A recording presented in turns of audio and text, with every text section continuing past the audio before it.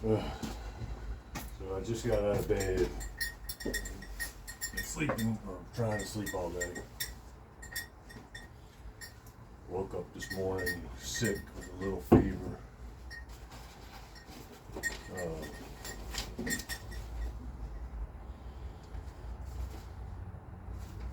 Just trying to. I was going through all this shit, trying to find another story to read for my mother. You can tell I'm prepared again.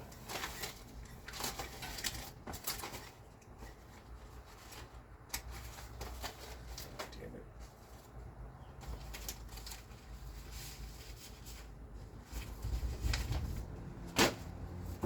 And I found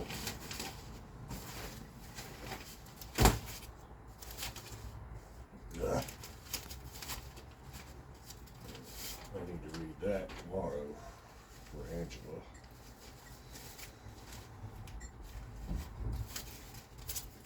It's pissing me off.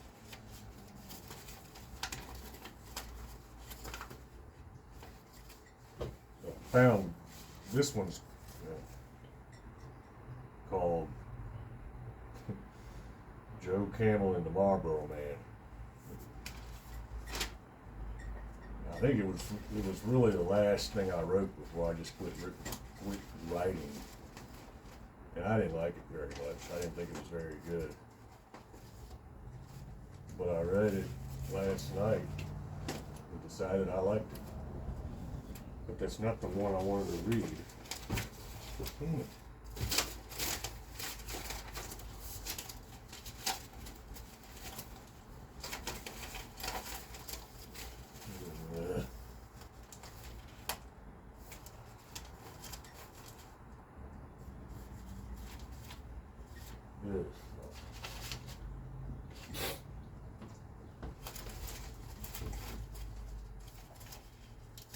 It's funny, I had it all set out on the bed.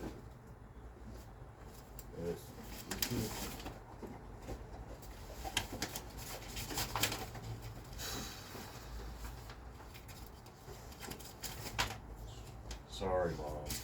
I had it all set out. And then Angela came in there and put it all back in a pile.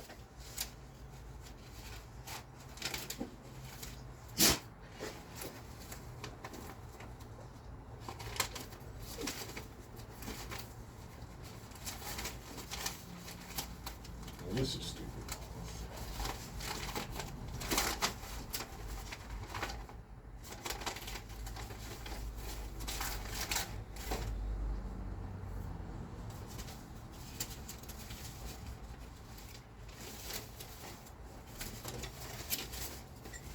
I had him since I cut the phone off, get my shit together.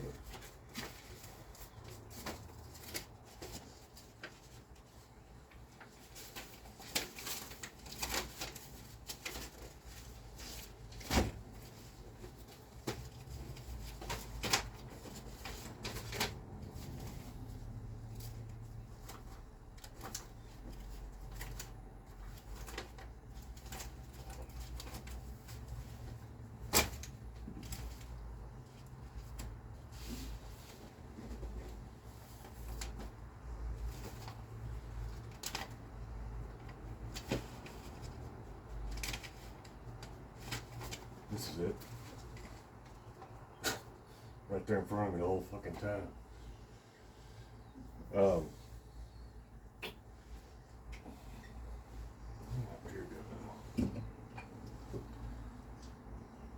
God. I don't think there's any way in hell I'm gonna get through this without crying. But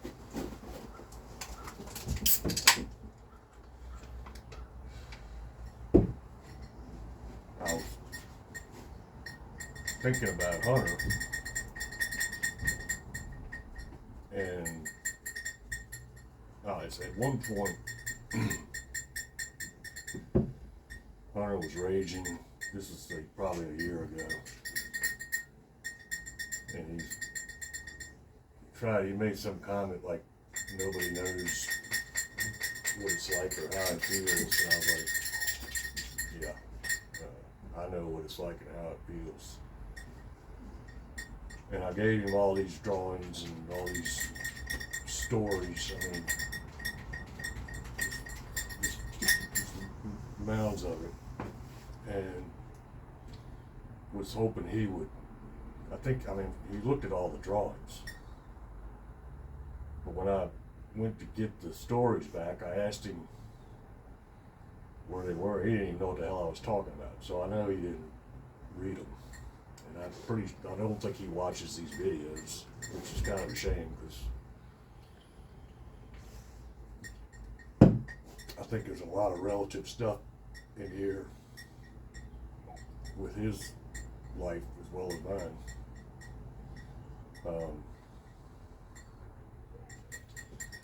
I feel like hammered shit. But this is called Lost. And it's going to end up being kind of a double feature because there's something in the story that leads me to another story, or not a story, another. Well, you just have to wait and see. All right. Break out the kleenex.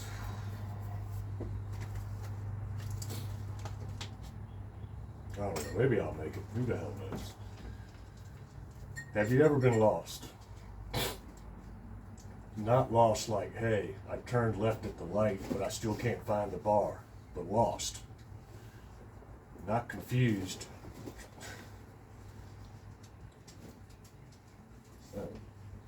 Let me read this, please, first. Okay?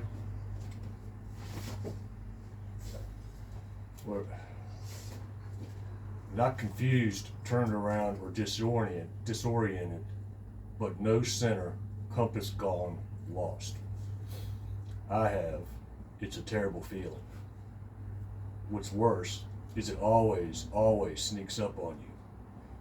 You're going along, you think you know where you are or where you're going, and bam, like a door slamming on your future, you're lost. I know, I've been there, and I don't wish that hell on my worst enemy. When I was young, you could say I was kind of a lost soul, quiet and introverted. I didn't have a lot of real friends. I spent a lot of time in the woods learning what to do if I got lost. Little did I know, I prepared for the wrong type of disorientation. After many lonely years wandering the woods, depression soon followed me like a plague. But even in those dark times, I wasn't yet lost. I just didn't know where I was. In torrential storms of self-pity, I often put pen to paper and brush to canvas and chronicled the world's mistreatment of me. With the stroke of a pen, I squashed many a spirit, a friendship, or a blooming love. Mind you, not for being lost, but for being young, inexperienced, and depressed. In truth, for being selfish. I won't lie to you, I'm not proud of some of what I created, but every drawing and every poem was therapeutic for me in my struggle to find my way. But nonetheless, selfish they were indeed. Still, those dark, morbid illustrations and piercing lyrical poems kept me on the path leading to who I am today.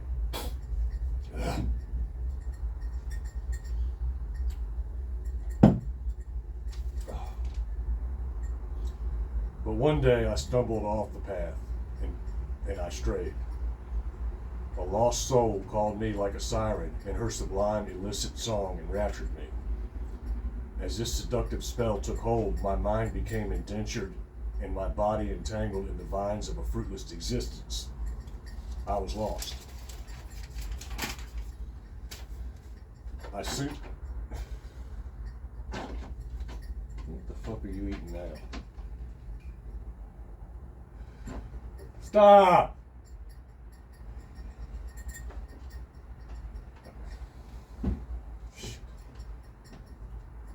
God damn it. Stop! Damn dog ate my headphones. Ate my knee pads. Now God only knows what he's out there eating. I soon traded love for lust, passion for envy, and friend for favor. Years passed like minutes, an aimless pass of repeated circles dizzied my mind into the numb acceptance that I was an unwed father in a loveless relationship, living in a place that was not my home. Clovis! But then one day, a moment of clarity. An image came before me that brought equilibrium back to my mind. An image that I myself had created with a poem that I myself had written. It was the image of a girl I knew long before I became lost. An image of a girl riding a wooden horse, naked to the world, yet carefree all the same. And she cantered across the starry skies with the bliss of ignorance. A girl whom I once loved, but squashed her spirit with the stroke of a pen as she tried to find her own way.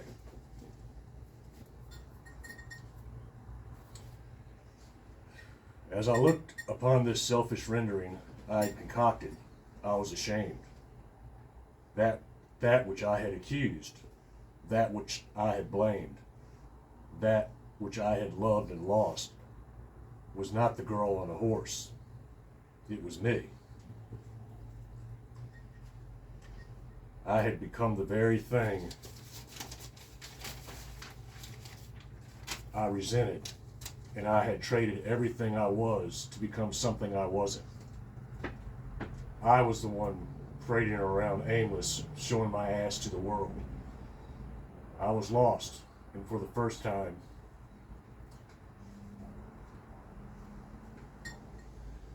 in a long time, I knew it.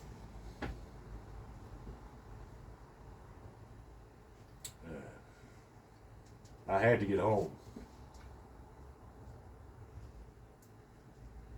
I had to find my way back to my core. So I did what only I would do. I drew, I painted, and I wrote. But I did so with a new perspective. It took a lot of time, and I still made a lot of mistakes. But soon I got back on the right track. Eventually, with every written word and every painted stroke, piece by piece, I created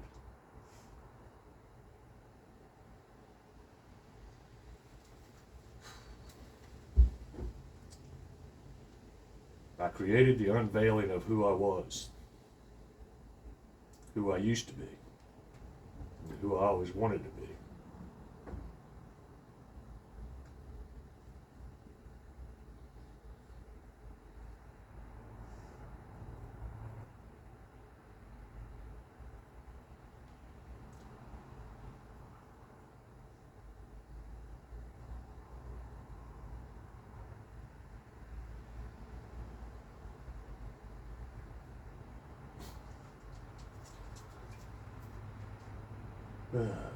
That time I was lost was the scariest time in my life.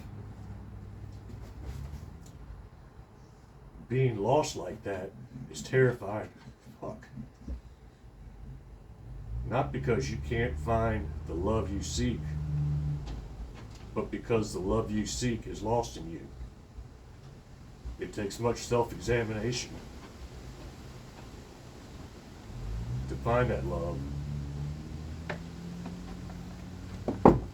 It's the hardest, most difficult thing any person will ever do. It hurts to look in the mirror and not recognize what you see.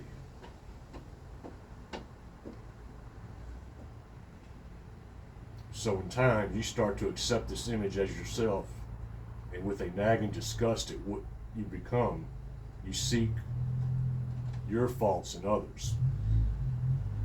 We become afraid to admit we're lost in fear of what we might find.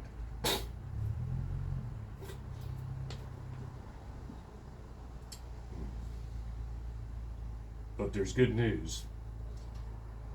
Even when we don't think we're lost, there are always people who love us that know we are. They call to us, guide us, they show us the path and shine a light upon it. We only need to listen to their calls, accept their guidance, and follow their light. And then within ourselves, we will find happiness. We find love. I did.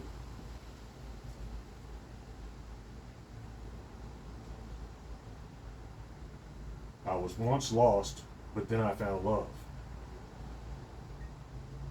Not the kind of love you see in the movies, but real love.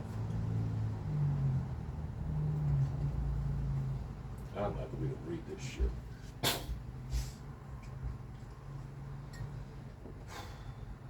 The kind of love that makes you trip over toys and then sees you spend your last dime to buy more.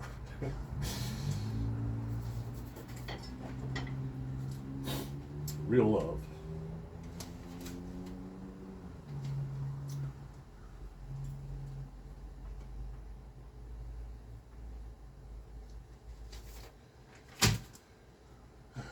The kind of love that makes deafening snores sound like music. Drool-soaked pillows become warm, soaking baths. And farts under the covers are a warm summer breeze.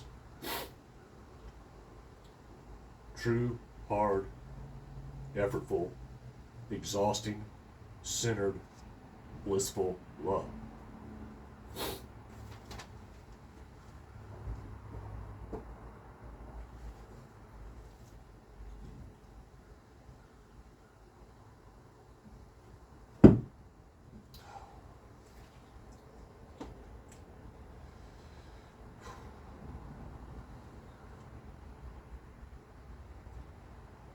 God damn it.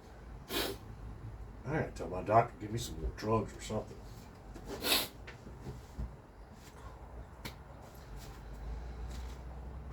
I found love in the girl next door. It took mountains of artwork and phone books of poetry to find her.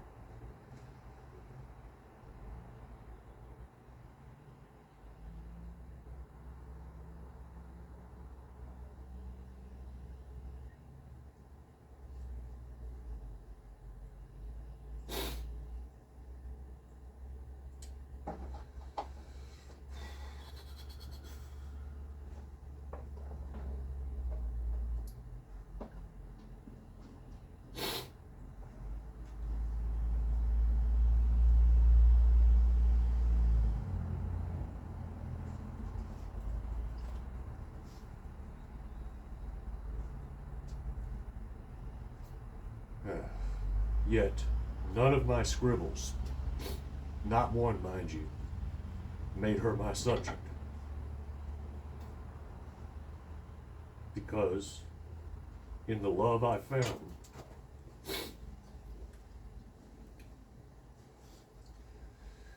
no human hand could ever render an image of her, and no words could ever describe her poetry.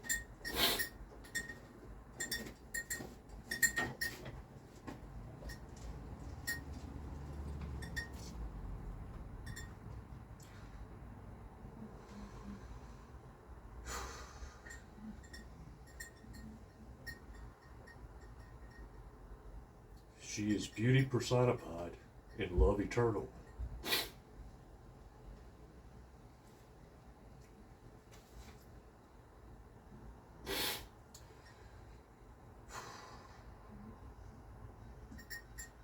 Like a door slamming on my past, I am lost in love, and I don't ever want to find my way out.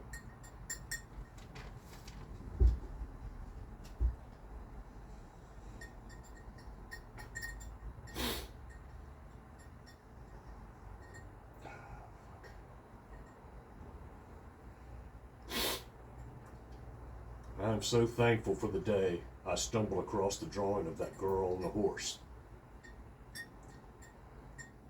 I wish I could thank her. I wish I could tell her that I'm sorry. I hope somewhere in that distant stare, she found happiness.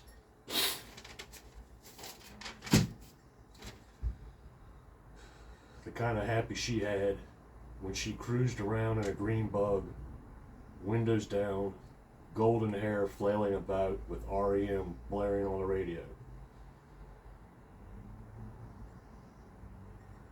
Blissful and aimless. I wonder, where was she going? What brings that big glowing smile over her face? Is she going horseback riding? Maybe she's going to see her BFF. Could be she's just going home to see her mother. I guess I'll never know. I just hope she doesn't get lost.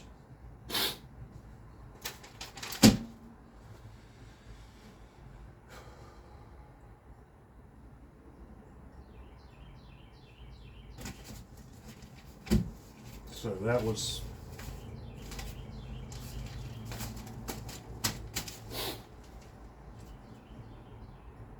there's a lot in that story going on,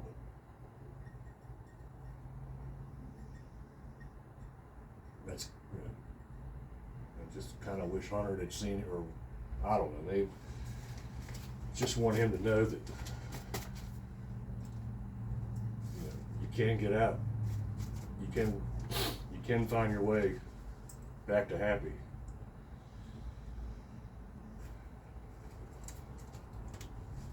If I can just keep him alive another year, I think he can get through it. But, so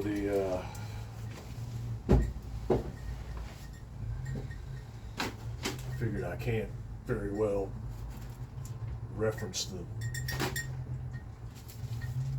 picture and not show it.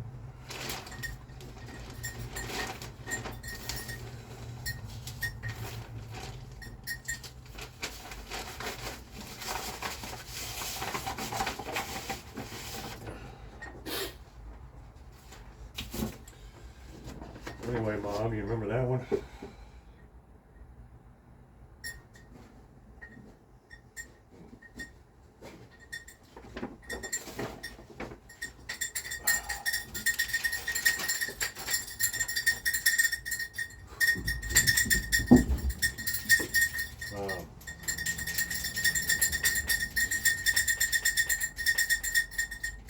So the poem I wrote with it,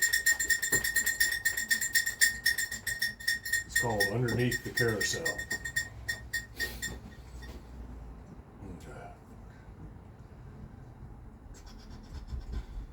Riding on the merry-go-round among the brightly painted horses, her spirit free and without bounds, though a repeated circle her only course.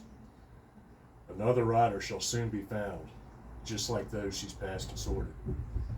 Will she not see me on the ground, far below the merry-go-round? She whirls upon her wooden mare, in ecstasy she dreams it flies. Galloping hooves take to the air, and canter across the starry skies. To never return that forsaken fair, she forgot it was an amusement ride. But far behind that distant stare, does she know my love can take her there?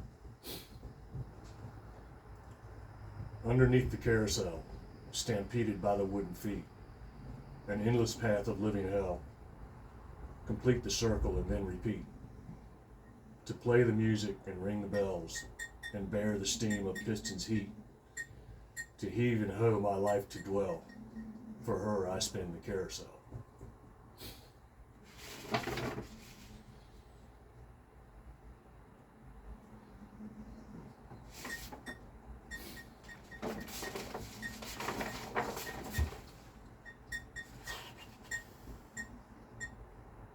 That poor girl, I dated her.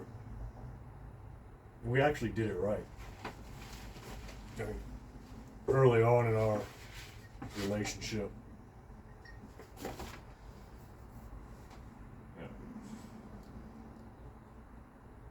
You know, we got hot and heavy. Our first intimate encounter, I guess you'd call it. And I was like, this girl is ready to go. But you know, I was 21 and she was, I don't know, I guess she was 17. And I just got to think, I said, man, you can't do this. You know, she's just a young girl and she doesn't know what the hell she's doing, and you do. So I quit and stopped, and then we dated for, I don't know, 3 years maybe. We dated till she was in college, and I mean dates, like we'd go to movies and we'd go out to eat, or you know. But she got to college, and you know, in my mind, I was sort of building this relationship, and I was doing it the right way, and I wasn't taking, you know, that's the way I thought, which was fucking stupid. But you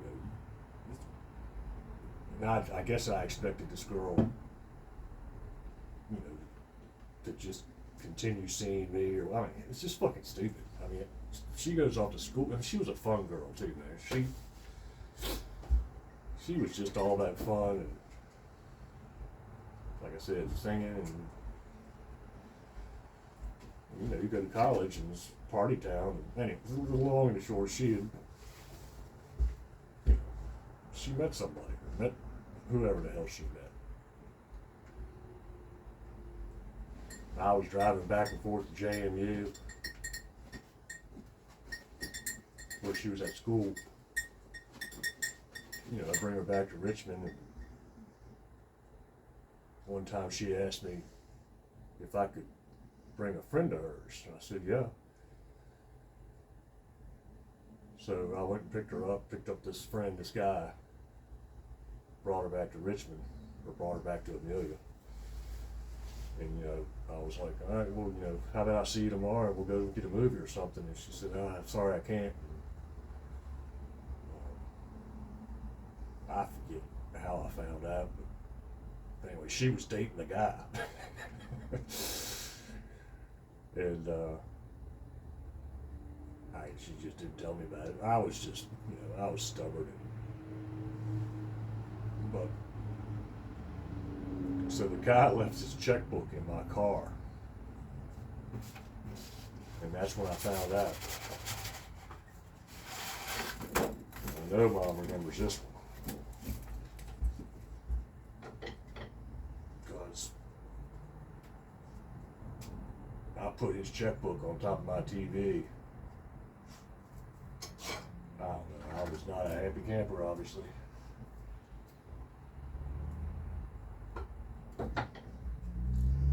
But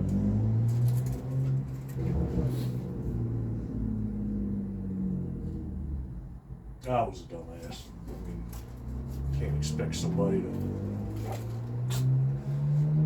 you know, go to college, carry on a long distance relationship over the phone, especially when you're not really. We were just friends, really.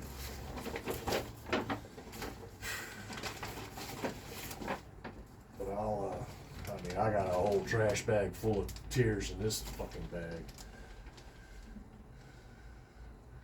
I don't think we're going to get into that tonight. But there you go, Mother. Your happy Mother's Day reading. You get to watch me cry some more. But sorry I couldn't make it. I knew I was sick, and I got the. I don't want to bring that sickness to you. So Happy Mother's Day, happy birthday, and we'll do it again later.